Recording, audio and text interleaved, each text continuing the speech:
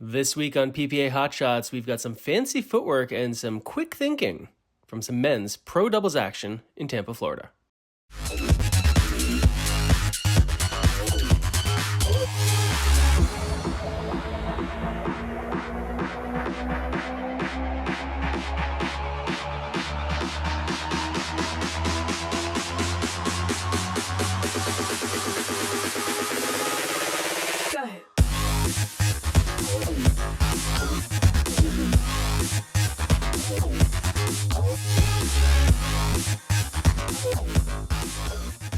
Let's head to Hillsborough Community College in Tampa, Florida for the Simone Jardim Florida Grand Slam, a PPA event 2021. On the near side of the court, you have Adam Stone and Deckel Barr. They're taking on Steve Deacon and Matt Wright. Let's watch this point in its entirety, and then we'll break it down. Oh, a little ATP around the post. This is a doozy of a men's pro doubles match. 4 heavy hitters out on the court, and starts off pretty normally. Matt Wright serving from the left side, and it's this third shot drop, this cross-court drop that's pretty wide. That's what gets the ball rolling. Look where Barr is. Now, in this case, he's very likely to go cross-court. Why is that? Well, because Deacon is looking for a down-the-line Ernie attempt. He knows that from that position, Barr is maybe going to have a little bit of trouble getting the ball cross-court, and so Deacon is looking to attack. Barr does go with that cross-court, and watch what Matt Wright does here.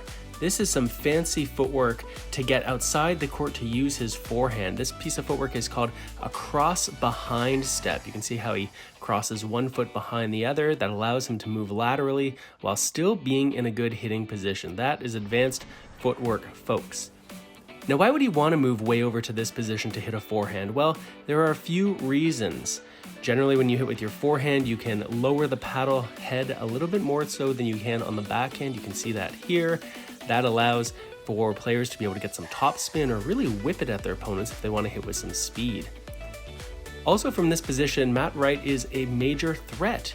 He could go cross-court with this forehand dink. We would call that an inside-out forehand. He could go down the line toward Adam Stone. He could try to go right at someone's body or through the middle. So from this position, Matt Wright is a big threat. So what does he decide to do? He decides to go for that inside-out forehand, targeting the backhand of Barr. But unlucky for Matt Wright, the ball catches off the top of the net. This changes its trajectory. It ends up going wider than Wright had planned, and it ends up being tighter to the net. And this spells trouble for Deacon, who now has to defend a down the line. You'll see Barr here gets way out wide. He knows the around the post, the ATP opportunity is coming. And generally speaking, you're gonna hit that ball hard and you're gonna hit that ball low. Notice how low to the ground the ball is before Barr strikes it. That's because he wants to get it out as wide as possible to give himself as much angle as possible. He does in fact keep this ball low, hits it hard enough. It goes through the wickets of Deacon. Not much you can do to defend there.